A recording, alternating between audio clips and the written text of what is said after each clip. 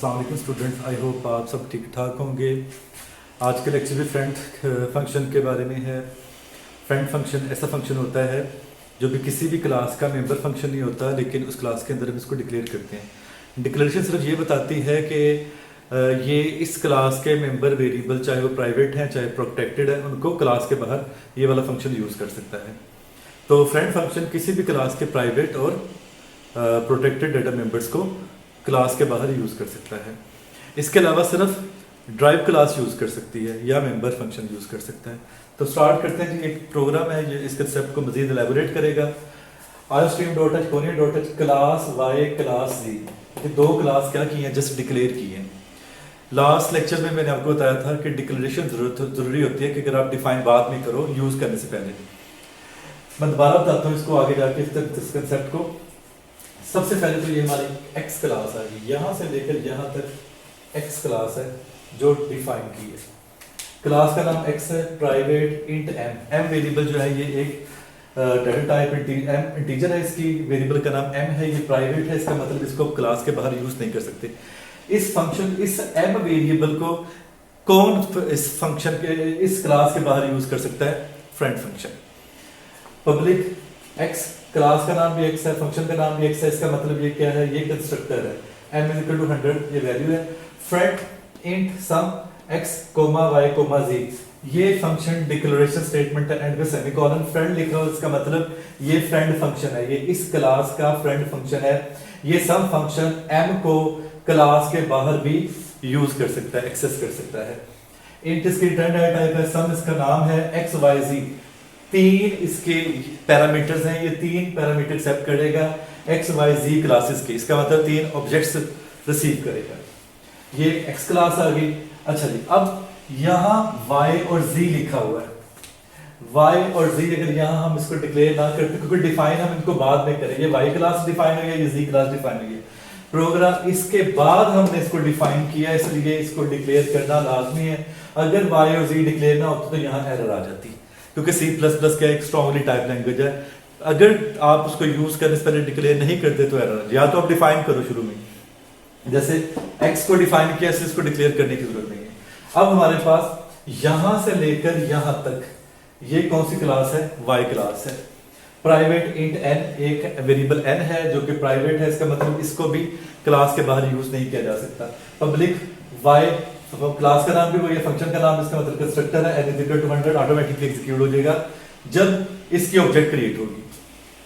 हाँ जी, friend int sum X Y, वही फंक्शन फ्रेंड इंट सम, यानी ये वाला फंक्शन इस क्लास का भी फ्रेंड है, ये वाला फंक्शन इस क्लास का भी फ्रेंड है। इसका मतलब सम फंक्शन n को भी यूज कर सकता है, सम फंक्शन m को भी यूज कर सकता है। ये क्लास एंड होगी। Class z private int p, ये p वेरिएबल आ गया। पब्लिक, हाँ जी, इस p वेरिएबल प्राइवेट है, इसका मतलब इसको भी क्लास के बाहर यूज नहीं किया जा सकता। पब्लिक z, क्लास का नाम भी z है, फंक्शन का नाम भी z है, इसका मतलब ये कंस्ट्रक्टर है, p इज इक्वल टू 20, ये कंस्ट्रक्टर ऑटोमेटिकली एग्जीक्यूट हो जाएगा जब इसकी ऑब्जेक्ट बनेगी। Friend int sum x comma y comma z, ये भी फंक्शन डिक्लेरेशन स्टेटमेंट है। फ्रेंड लिखा हुआ, इसका मतलब ये फ्रेंड फंक्शन है। ये सम फंक्शन, ये सम फंक्शन, ये सम फंक्शन एक ही फंक्शन है। ये फंक्शन तीनों क्लासेस का क्या है? फ्रेंड है। ये फंक्शन तीनों क्लासेस का मेंबर फंक्शन नहीं है। ठीक है जी, क्लास एंड होगी। अब इस फंक्शन को डिफाइन किया गया यहां से लेकर यहां तक। इंट क्या है जी? क्लास की रिटर्न डाटा टाइप। सम क्या है जी? क्लास का नेम। एक्स क्लास का s1 है, y क्लास की s2 है, z क्लास का s3, ये तीन पैरामीटर रिसीव करेगा। इसके साथ कोई स्कोप रेजोल्यूशन ऑपरेटर नहीं, किसी क्लास का नाम नहीं, इसका मतलब ये किसी क्लास से बिलोंग नहीं करता, ना इससे ना इससे ना इससे। ये इन क्लासेस का फ्रेंड है, क्योंकि यहां भी लिखा हुआ है, यहां भी लिखा हुआ है, यहां भी लिखा हुआ है। हाँ जी, इसकी बॉडी, हाँ जी, कंट्रोल गया मेन फंक्शन पे।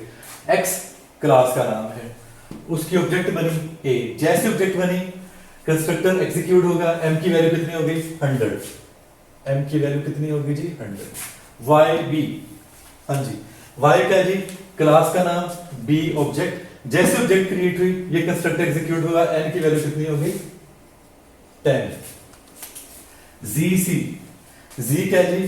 क्लास का नाम, c क्या है? ऑब्जेक्ट का नाम, जैसे ऑब्जेक्ट क्रिएट हुई ये कंस्ट्रक्टर ऑटोमेटिकली एग्जीक्यूट हुआ, p की वैल्यू कितनी आ गई? 20। C out sum is equal to, output में लिखा जाएगा sum is equal to sum A comma B comma C. A B C क्या है? ऑब्जेक्ट्स के नाम है। ए ऑब्जेक्ट S1 को, बी ऑब्जेक्ट S2 को, सी ऑब्जेक्ट S3 को। कंट्रोल यहां से यहां गया, रिटर्न गया, इन तीनों को ऐड किया, 100 प्लस 10 प्लस 20 130, रिटर्न 130 हुआ, गेट प्रोग्राम खत्म। तो आपने देखा कि फ्रेंड फंक्शन किस तरीके से हम इसको लिखते हैं, जस्ट डिक्लेयर करते हैं इनको। ये किसी फंक्शन का मेंबर फंक्शन नहीं होता, लेकिन ये हर जिस फंक्शन का भी मेंबर फंक्शन होता है उसके प्राइवेट डाटा मेंबर्स को क्लास के बाहर एक्सेस कर सकता है, डायरेक्टली एक्सेस कर सकता है, प्राइवेट को भी और प्रोटेक्टेड को भी। ये 3 प्रोग्राम जो मैंने आपको पिछले 2 लेक्चर्स में करवाए हैं और ये तीसरे लेक्चर में, आई होप इस कंसेप्ट को समझाने के लिए काफ़ी है। अगर आपको कोई भी पॉइंट जिसकी समझ ना आई हो तो आप पूछ सकते हैं, बिला झिझक पूछ सकते हैं। अपना ख्याल रखिएगा जी। अल्लाह हाफिज़।